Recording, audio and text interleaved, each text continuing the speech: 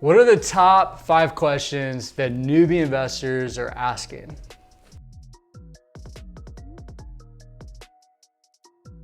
So in today's video, I got Janine here. She is one of our project managers. She's gonna be asking the questions. I'm gonna be deep diving. We're gonna be dialoguing back and forth on what newbie investors are asking. So my name is Benjamin Goodpasture. I'm a real estate investor, entrepreneur, real estate coach. If you like this content, like and subscribe, right? Right. All right.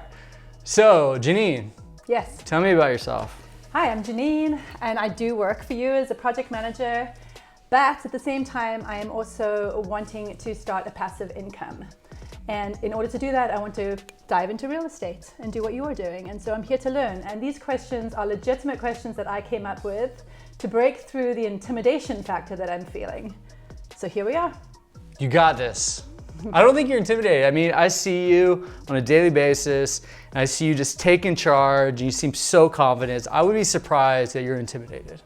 I'm intimidated, and these are the reasons. The first question I have for you is, we're not talking about small money here. This is a big money risk. So how do you break through that intimidation you feel taking a big money risk? Great question. I think starting out, one of my favorite sayings is dream big, start small. Start small. It's like with baseball, the goal is to get on base, not to hit a home run, because when you're hitting home runs, you're taking bigger risks, you can strike out. Play it a little safer, get on base. So I would recommend buying that first house. It could be a primary home where you live in it. Ideally, I would recommend a house hack. That's where you live in part of it and you rent out part of it. So it could be you rent out rooms if you're younger, but if you're, older like us, you probably want some kind of privacy. Right. So having a detached in-law unit or an ADU that could bring in income that could either pay for part of the mortgage, all the mortgage, or your mortgage and your bills. We call that house hacking. And that is probably one of the safest ways to buy an investment property because it has a low down payment. So you can get an FHA loan for only 3.5%. So let's take a $100,000 house, that's $3,500. So it's a very small investment. Obviously, houses in California, you don't get them that cheap, but still like $400,000 or $500,000 house, you're still looking at probably a 12 to 20, maybe 30 max down payment, including closing costs. So another thing is with closing costs, you can ask the seller to pay for those, which will save you 3%. So that could save you another 12 to 20 grand. So I think getting that first investment, low down payment, low interest rate, lower mortgage payment, that is the safest, most easy, not overwhelming way to get into real estate. It's not like you're buying some huge apartment building. You know what I mean? Yeah. So that's where I would start.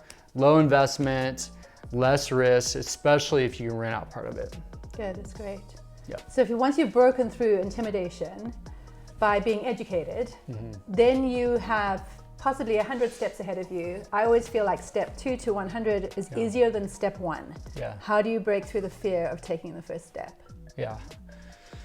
So I think that's a very common question and you're not alone in that. So I think number 1 is just get educated. So learn as much as you can.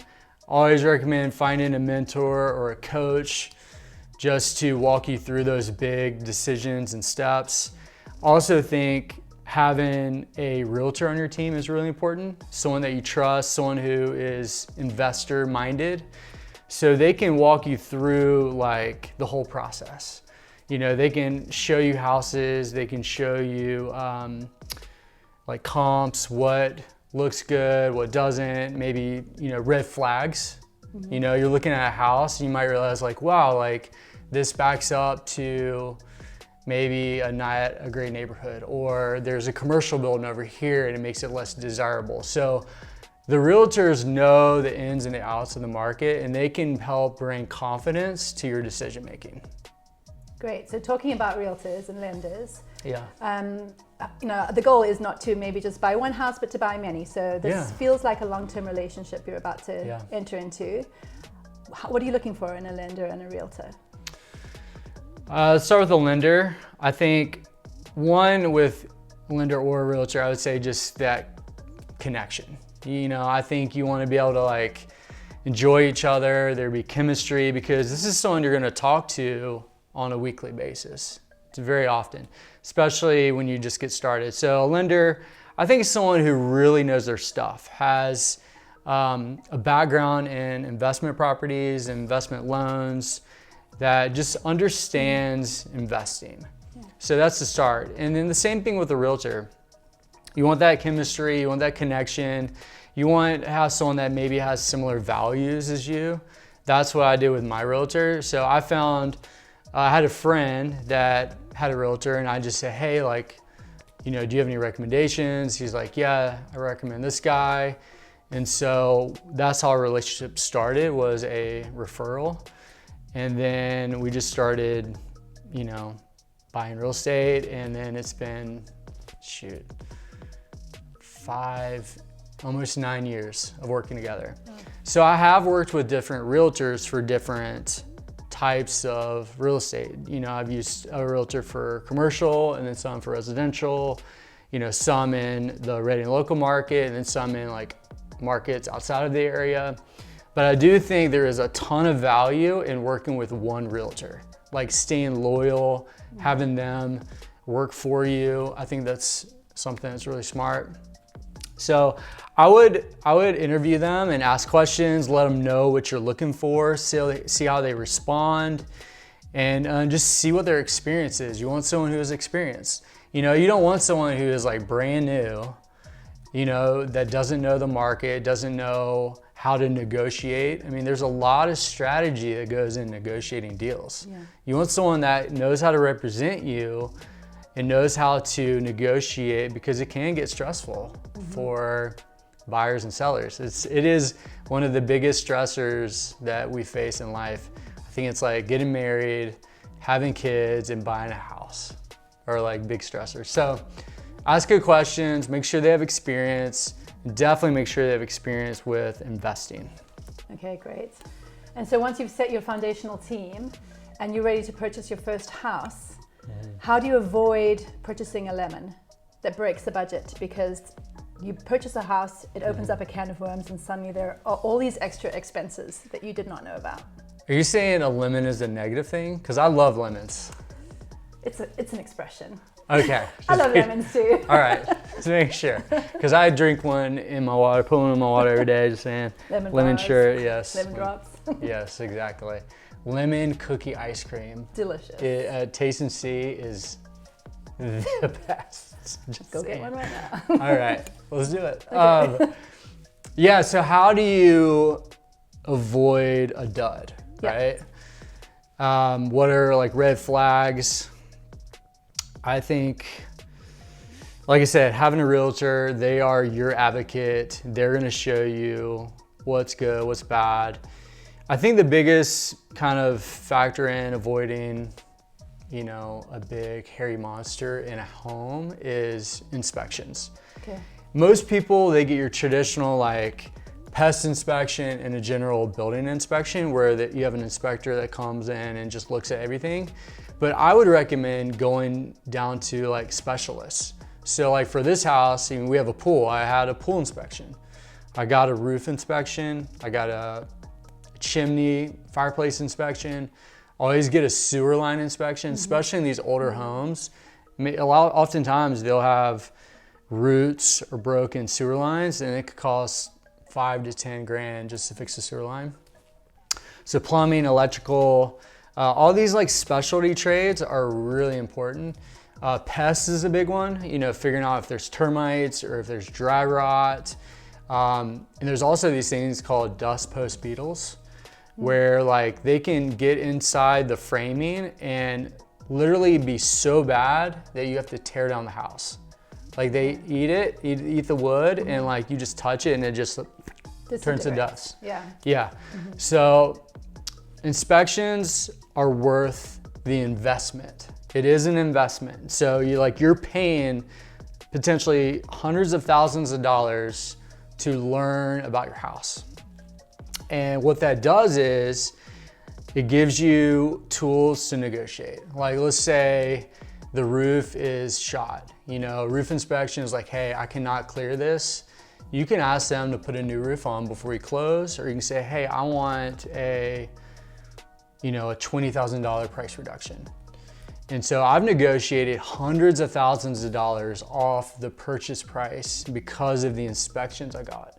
So let's say I spent, $3,000 on inspections, but I got a $150,000 price reduction. I think that's a pretty good return on your investment, right? Yeah. I've also bought houses with no inspections, and that's like in a really hot competitive market, that stuff, like sellers are like, hey, like we don't want to see those. And I've done that once, and it was because like I knew the owner. I inspected the house visually myself really well. I didn't see any red flags, and I knew the person, and they took really good care of the home. So I think that's important. So anyways, long story short, inspections will give you confidence to know what you're buying, and will calm any fears about like any crazy stories of like massive leaks or things breaking. Yeah. Another thing too, a backup to that would be a home warranty. You can ask the seller to either pay for that, or you can ask to split it. And so that's another thing where having that home warranty for a year, if something breaks, a lot of times the HVAC will be in that. So if like that's a big ticket item, it could cost $10,000 to $15,000. So if that breaks, your home warranty, you just pay your deductible and they'll fix it. Okay, good to know. That's great. Yeah. So you have done the inspections, you've purchased your home, now you want to start renovating. Yeah. So hiring a contractor, what are the qualities that you look for in a reliable, integral contractor? Oh man, that's a great question. It's not always that easy. You know this because we work with contractors. We've worked with contractors, and it started off great, and then something happens and they're not dependable, they're not showing up, they're not doing quality work, so we have to let them go. And oftentimes that costs us extra money. Time is money. Time is money, and it's stressful when they're not doing what they say they're gonna do. So I always think like interviewing 3 people is smart. Like get 3 bids if you're doing a general contractor. If you're kind of managing it yourself, I think the same thing. Like if you have a shower you want to install, like find 3 plumbers that can do it, interview them. In that interview, you're gonna really find out like how professional they are. And I think the way they communicate is gonna be a reflection of the quality of their work. How detailed their bids are. Do they have contracts? Like all these things that show professionalism, if those are there, that is the person I want to work with. If things are vague, unclear, that's a red flag. You might not want to work with that person. You want to know what the price is. You want to know what the scope of work is. Like, what are they going to do? When is it going to be done? That's important. And how do they want to get paid? You don't want to pay them all that money up front, because what if they just take your money and leave town? So you want to give them like progress payments. You want to have a contract so everyone knows what is included in the work. So I think that's all kind of part of it. Just asking really good questions. You're great with people. You'll know if something is shady or not. So yes, intuition. Yes. Yeah. So I really appreciate you asking those questions. Was that helpful? Very, very helpful. I will go back and rewatch this. And you're gonna join my mentorship, right? I'm excited. So what is your goal this year for real estate? Let me ask you a question. I would love by the end of this year to have purchased a home. We own our first home. Yeah. So to purchase an investment home, to renovate it, to rent it out, and to refinance it, and to roll that over into another house. Yes. And then into another house. So by the end of this year, the first house. Big picture, how many homes, investments would you like to have? I would like in the next 7 years to have 15 to 20 homes. Let's go.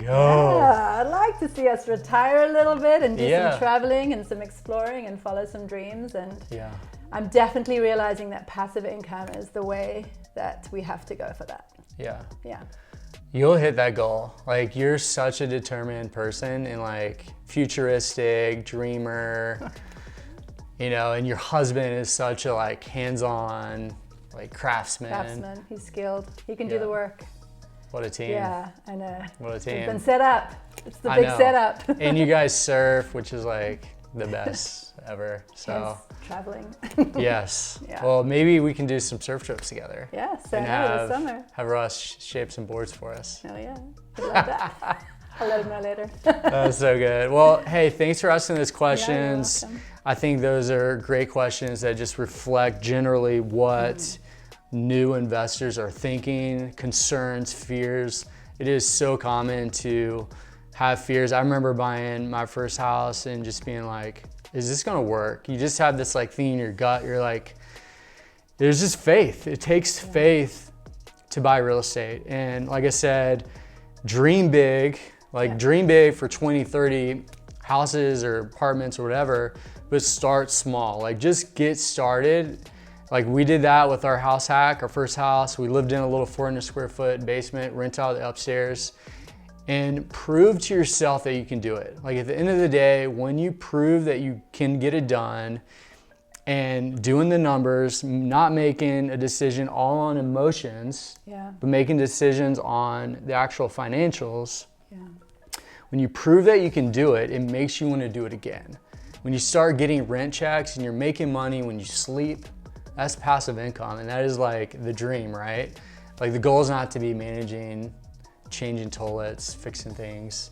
Like you might start like that, but in the end, we want to be traveling to the Maldives, surfing, Hawaii. You know, that's the big picture dream. So just remember, dream big, start small. That first property is not going to retire you. You're not going to get rich. The goal is to learn, build confidence, and create momentum. So guys, if you love this kind of content, if you want to learn more about real estate investing, click that subscribe and like the video, and we'll see you next time.